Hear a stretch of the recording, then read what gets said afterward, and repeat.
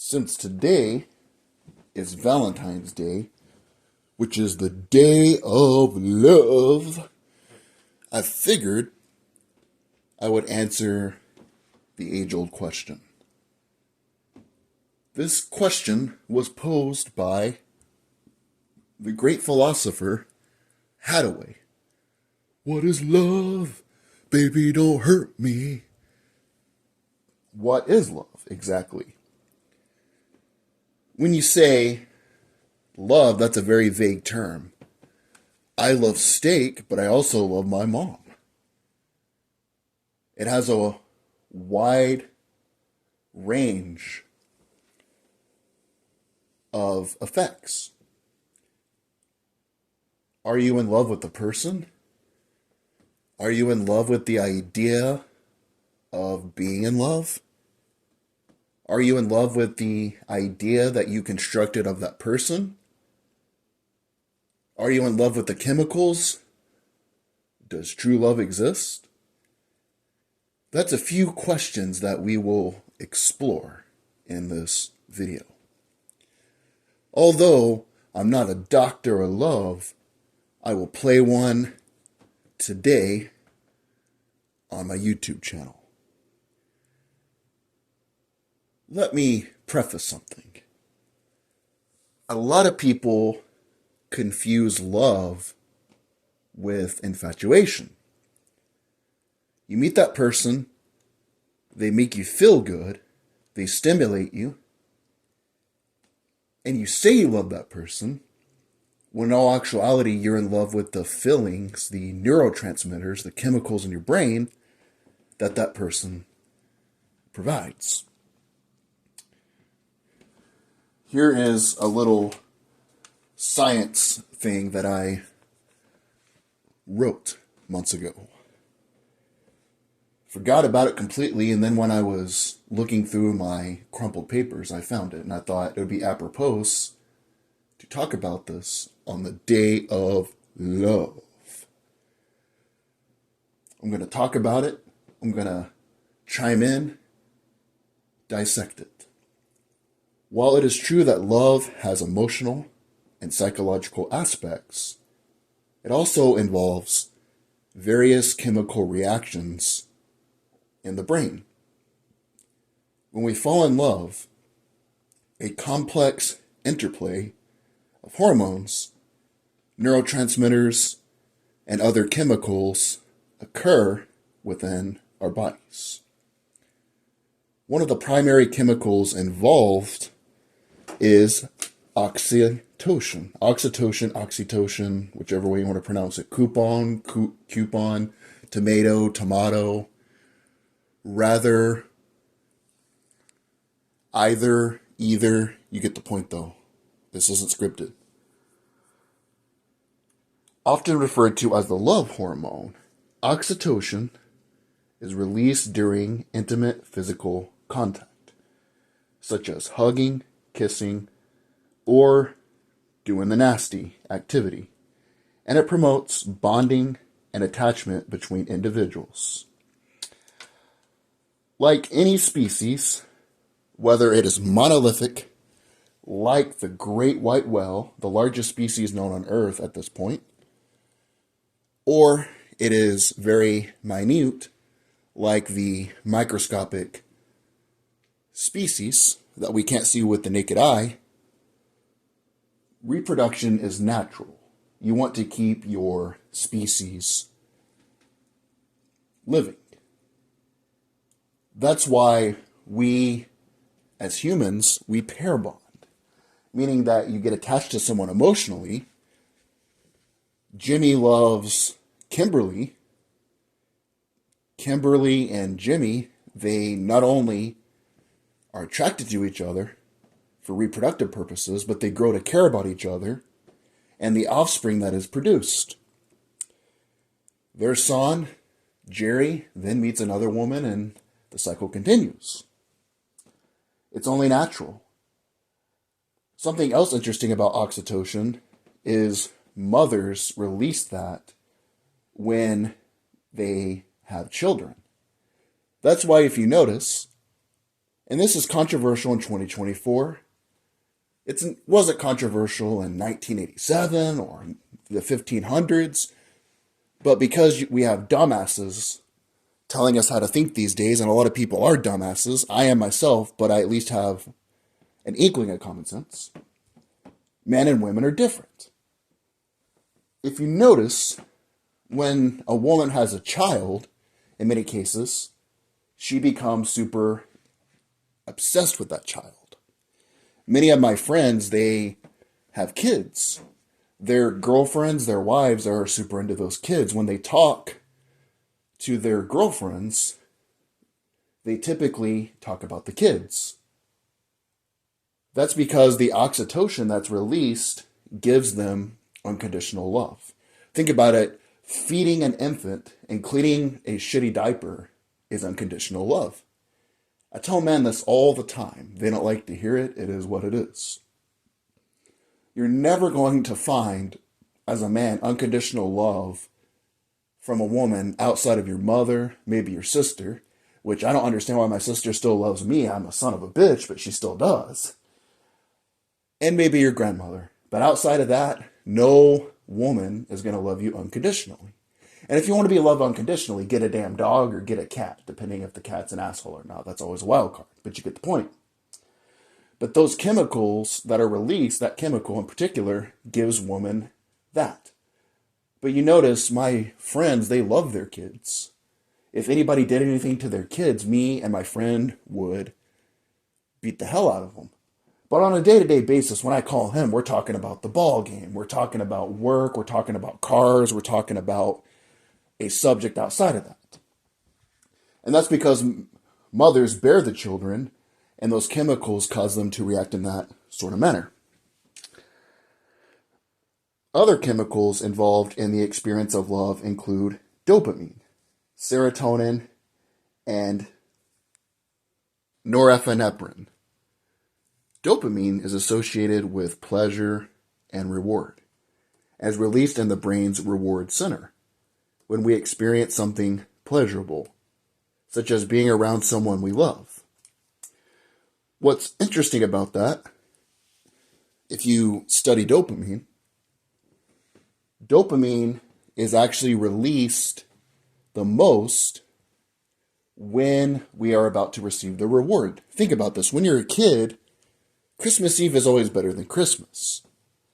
Christmas Eve, you see all of those boxes, all of those bags, all of those presents laying around the tree. You think about it. You have sugar plums running through your head. You envision it. You fantasize. Christmas morning rolls around. Even if you get the gifts you wanted, you got the new Xbox, you got the iPhone, you got the PlayStation, it's still not as exciting as when you were anticipating it. Think about when you were a kid and you were going on a trip to Disney World. The anticipation of the trip was the most exciting time. This is the same way of falling in love. When people are infatuated with somebody, they're not in love. It takes time to build love, and we'll get into that. What is love? As we further explore the question, they get dopamine in the initial stages. Oh, he sent me a text. You kiss for the first time. You hold hands. You go on a date. You're going to have dopamine being released. And when you're laying in bed at night, texting that person or laying there and anticipating seeing them again, that's when the dopamine levels hit the hardest.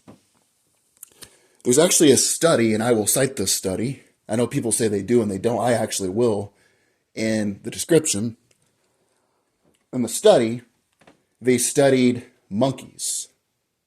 And they found that when they would pull a lever, they would receive food. Their dopamine levels were actually the highest when they were anticipating when they pulled the levers. And then after they ate the food, after they received it, it actually went down.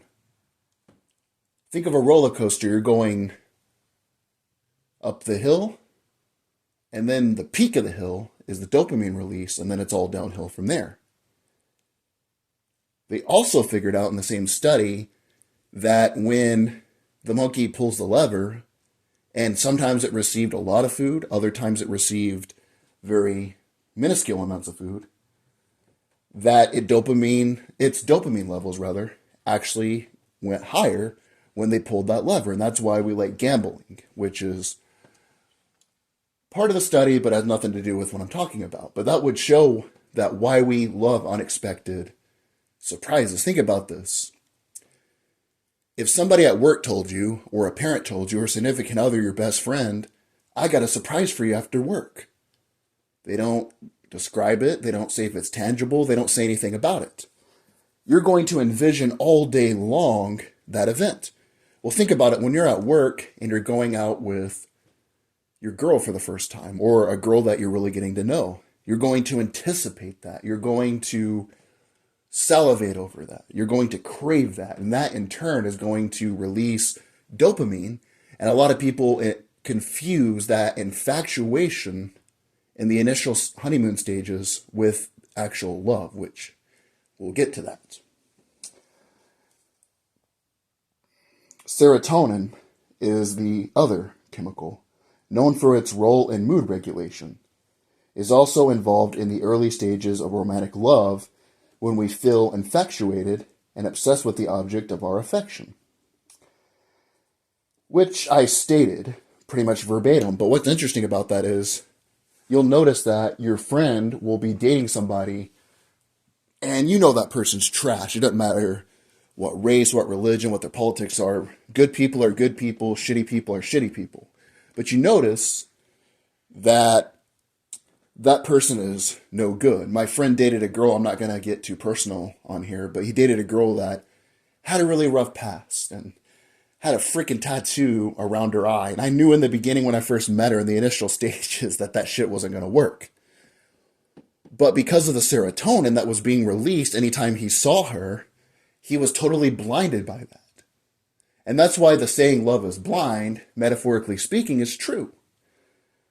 When someone has serotonin being released, they don't notice the flaws. They don't notice the trade-offs, the negative attributes of that person. You notice they make excuses for them all the time. And that's kind of the way it goes. And of course, months later, when all those chemicals wear down, or years later, depending on how long it lasts, they don't stay with that person. And you want to say, I told you so, and be an asshole, which when they're going through that time of heartbreak, if you care about the person, probably isn't the right time to say it.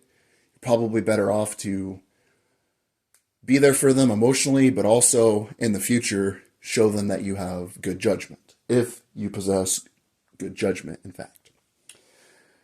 Another chemical is norepinephrine, a stress hormone and neurotransmitter, contributes to the exhilaration and heightened arousal often associated with romantic love. You notice it feels like an adventure the first time, and I've seen this a lot of times when people first meet. They might not have anything in common. It's like that one song, I like tomatoes, you like tomatoes. I wear pajamas, you wear pajamas. Let's call the whole thing off. We got nothing in common. Very good song by Louis Armstrong. It's an underrated jazz tune. But basically, I know people that have nothing in common. They meet, and they always say, this person, we might not have a lot in common. She likes sports, and I like music, vice versa. But we have so much to talk about, and all that is the excitement, the exhilarating feeling. And I'm not saying it's bad. It's a natural part of life. It's good to experience those things. I've experienced those things, and I quite enjoy them. When it becomes negative is when you confuse that with love. You go on 3 dates and I love you, I love you, I love you.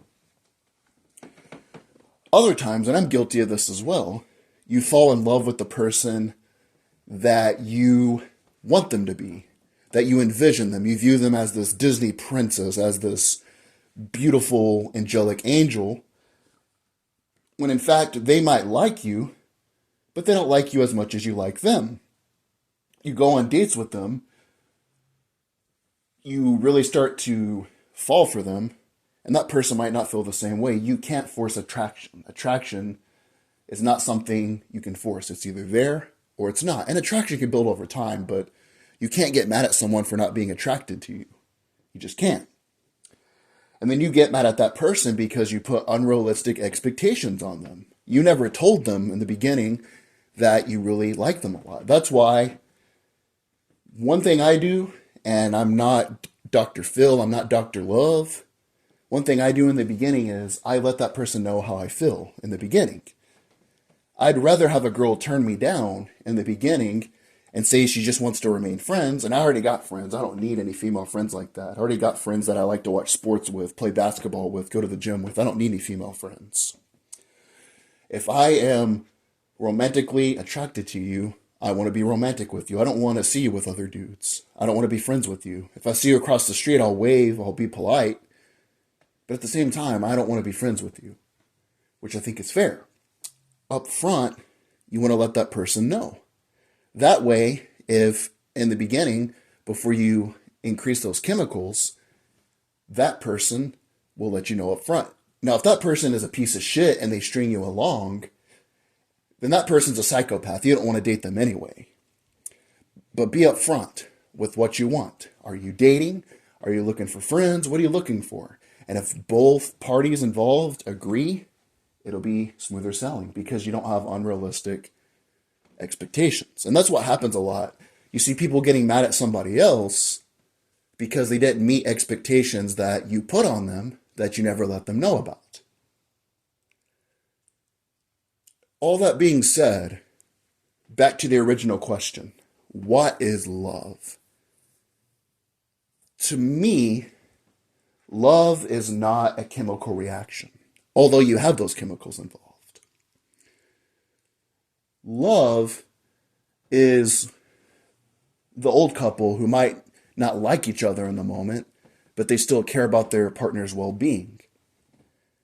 My closest friend, who is the closest person to me in the world, I've known him since high school, about sophomore year. I'm 30 years old now. We still hang out.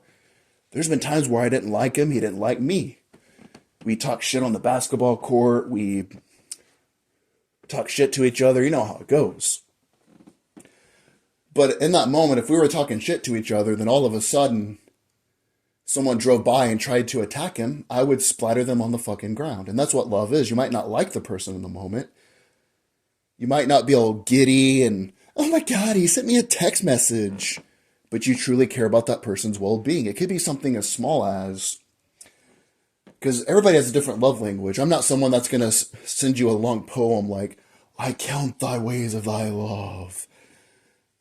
All the strands in your beautiful golden locks melt me like hot butter on a warm summer day. I'm not that type of person. I'm the type of person that if your mom's in the hospital or you're going through something at work, I'm going to text you throughout the day. I'm going to be like, what's going on with work? Let's talk about it. That's my type of love language, is to check up on people and see how they're doing. I'm not someone that's going to send you a long, encouraging letter or write you an essay, though. And people have different ways of showing it. But the thing is, people, especially in our culture, they're looking for, and I'm guilty of this as well, instant gratification. Eating that chocolate bar, eating those fries, in the short term are going to make you feel good. But long term, that diet is going to make you feel good and have sustained joy, not just joy in the moment. But to me, someone who is in the honeymoon stage, if you've only been dating for like, let's say 6 months, and you think you love the person, romantically, you might care about the person, you might love them in a different way like you love a friend, but if you really think you romantically love them, I am very incredulous of that claim. To me, it's kind of like, I like to drink alcohol, sometimes too much. I got to work on that. I like Jack Daniels. When I drink alcohol, it gives me dopamine, serotonin, it gives me all these pleasurable feelings, and I go back to the alcohol because I love to feel that way. And that's what people do. They are addicted to those chemicals. And that's why you know some people that when they are in a relationship and it ends, they're automatically looking for the next person, which I don't do that. They break up with their significant other, and then 2 weeks later, they're on Facebook dating. They're not giving themselves time to heal either, they didn't really care about that person in the first place, or it's like a junkie looking for their next fix. They're not looking for anything sustainable. If you really want to know what is love, there's a couple groups you can talk to. Yeah, stereotypically, and it is important, but talk to the older couples. But what I noticed is we live in a different society now. A lot of the things that our grandparents, we face rather, they don't understand it. Like, oh, these old people, young people don't want to work anymore. I used to work on the farm and I had 50 kids and I have a 401k. They don't understand that our economy is different. They don't understand technology. Yeah, they're good for wisdom. Yeah, they're good for a lot of things. But if you really want to figure out about love, I like talking to couples who are in their mid 20s or their early 30s that actually stayed together, that have kids. And I'm like, yeah, I know every day you didn't want to hug and kiss that person. There's days where you wanted to strangle them and throw an iron skillet on their face, on their forehead, and burn them. Why are you still with them? What is it that kept you together? And in our grandparents' day, you didn't have all these choices. Think about it. You have Facebook dating. You have Tinder. You have Instagram. You can literally flirt with somebody while your partner is in the same room and you're emotionally cheating on them. It wasn't like that back in the day. That's why, unpopular opinion, yeah, listen to their advice, but they don't understand that there's more competition now in the dating marketplace. But that's what I would do. Final statement. Real love is sustainable. Real love is when you don't always like the person. Sometimes they hit you up and you don't want to talk to them, but you still do. You don't dance around when they send you a text message. There's days you want to kill them, but if anybody in the moment, even when you're angry, came after them, you would bust them in the mouth. Don't confuse infatuation with love. Don't confuse the idea of being in love with being in love with the person. Don't confuse a chemical reaction with something that's sustainable.